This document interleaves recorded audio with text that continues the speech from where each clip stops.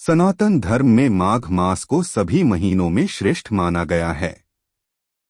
शास्त्रों में कहा गया है, माघो मासो महापुण्यः, अर्थात माघ मास अत्यंत पुण्यदायी होता है। इस मास में किया गया स्नान, दान, जप, तप और व्रत जन्म जन्मांतर के पापों का नाश करता है। विशेष रूप से माघ पूर्णिमा का दिन अत्यंत पावन माना गया है, क्योंकि इस दिन भगवान विष्णु स्वयं तीर्थों में वास करते हैं। आज हम सुनेंगे माघ पूर्णिमा व्रत की वह दिव्य कथा, जो न केवल जीवन के दुखों को दूर करती है, बल्कि मनुष्य को भक्ति, धैर्य और विश्वास का सच्चा मार्ग भी दिखाती है। कथा आरंभ। प्राचीन काल की बात है। आर्यावर्त देश में सुवर्णपुर नाम का एक सुंदर नगर था। वहां एक निर्धन लेकिन अत्यंत धर्मपरायण ब्राह्मण रहता था। उसका नाम था देवदत्त। देवदत्त अपनी पत्नी धर्मप्रिया के साथ एक छोटी सी कुटिया में रहता था। देवदत्त निर्धन अवश्य था, परंतु उसका हृदय अत्यंत पवित्र था। वह प्रतिदिन प्रातःकाल उठकर नदी में स्नान करता, भगवान विष्णु का स्मरण करता और जो कुछ भी मिलता उसी में संतोष करता। धर्मप्रिया भी अत्यंत पतिव्रता, सेवा भाव वाली और भगवत भक्त स्त्री थी। वह कभी अपने भाग्य को दोष नहीं देती थी। एक दिन एक महात्मा ने कहा, जो मनुष्य माघ पूर्णिमा को गंगा स्नान, दान और भगवान विष्णु का व्रत करता है, उसके समस्त पाप नष्ट हो जाते हैं और जीवन में सुख समृद्धि आती है। यह सुनकर देवदत्त के हृदय में माघ पूर्णिमा व्रत करने की तीव्र इच्छा जाग उठी। परंतु उसके सामने समस्या थी। घर में न अन्न था, न दान देने के लिए धन, न नए वस्त्र। देवदत्त उदास हो गया। उसने अपनी पत्नी से कहा, धर्मप्रिया, लोग कहते हैं कि माघ पूर्णिमा पर दान बहुत आवश्यक है। हमारे पास तो कुछ भी नहीं है। धर्मप्रिया ने मुस्कुराकर उत्तर दिया, स्वामी, भगवान धन नहीं, भाव देखते हैं। यदि श्रद्धा सच्ची हो तो एक दाना भी अमृत बन जाता है। माघ पूर्णिमा की पूर्व संध्या को दोनों ने मिलकर संकल्प लिया, हम सच्चे मन से व्रत करेंगे, स्नान करेंगे, भगवान विष्णु का स्मरण करेंगे और जो कुछ भी होगा प्रभु की इच्छा मानेंगे। रात भर दोनों ने भजन और विष्णु नाम का जप किया। माघ पूर्णिमा की प्रातःकाल बेला आई। ठंड अत्यंत थी। चारों ओर कुहासा छाया था। नदी का जल बर्फ जैसा ठंडा था। फिर भी देवदत्त और धर्मप्रिया श्रद्धा से नदी में उतरे।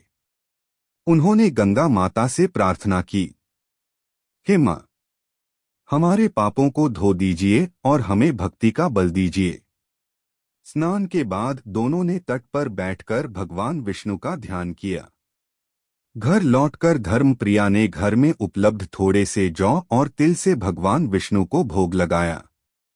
देवदत्त ने तुलसी पत्र अर्पित करते हुए कहा, हे नारायण, हमारे पास देने को कुछ नहीं है, परंतु हमारा मन, प्राण और विश्वास आपके चरणों में है। दोनों ने पूरे दिन निर्जल उपवास रखा। उसी दिन नगर में अनेक साधु और गरीब लोग आए थे। धर्मप्रिया ने अपने हाथों से थोड़ा सा भोजन बनाकर उन्हें प्रसाद रूप में दिया। उसने कहा, आज माघ पूर्णिमा है, खाली हाथ किसी को न लौटाइए। यह देखकर देवताओं तक उनकी भक्ति की सुगंध पहुंच गई। उसी नगर में एक अत्यंत धनी सेठ रहता था, सेठ धनराज। उसका एकमात्र पुत्र अचानक गंभीर रोग से पीड़ित हो गया। वैद्य, तांत्रिक, मंत्र सब विफल हो गए। सेठ का घर शोक से भर गया। तभी एक वृद्ध संत ने कहा, सेठ जी, नगर में एक ब्राह्मण है, देवदत्त। उसकी भक्ति निष्कलंक है। यदि वह भगवान विष्णु से प्रार्थना करे तो चमत्कार हो सकता है। सेठ धनराज स्वयं देवदत्त की कुटिया पर आया और दंडवत प्रणाम कर बोला, ब्राह्मण देव, मेरे पुत्र की रक्षा कीजिए। देवदत्त ने कहा, मैं तो एक साधारण भक्त हूं, परंतु भगवान की इच्छा सर्वोपरि है। उसने भगवान विष्णु का ध्यान कर कहा, हे प्रभु, यदि मेरा माघ पूर्णिमा व्रत सच्चा है, यदि मेरी भक्ति निष्कपट है, तो इस बालक को जीवन प्रदान करें। उसी क्षण सेठ का पुत्र उठ बैठा। उसका मुख तेजस्वी हो गया। वह पूर्णतः स्वस्थ हो गया। पूरा नगर आश्चर्यचकित रह गया। सेठ धनराज ने देवदत्त को अपार धन, वस्त्र और भूमि देना चाहा, परंतु देवदत्त ने कहा, सेठ जी, मुझे उतना ही चाहिए जिससे मैं प्रभु की भक्ति कर सकूं। उस रात भगवान विष्णु स्वयं देवदत्त के स्वप्न में प्रकट हुए और बोले, वत्स, तुमने माघ पूर्णिमा का व्रत निष्काम भाव से किया।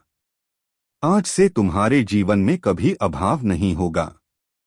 धीरे धीरे देवदत्त का जीवन सुखमय हो गया, परंतु उसका विनम्र स्वभाव कभी नहीं बदला। माघ पूर्णिमा का व्रत श्रद्धा से किया जाए। भगवान को भाव चाहिए, धन नहीं।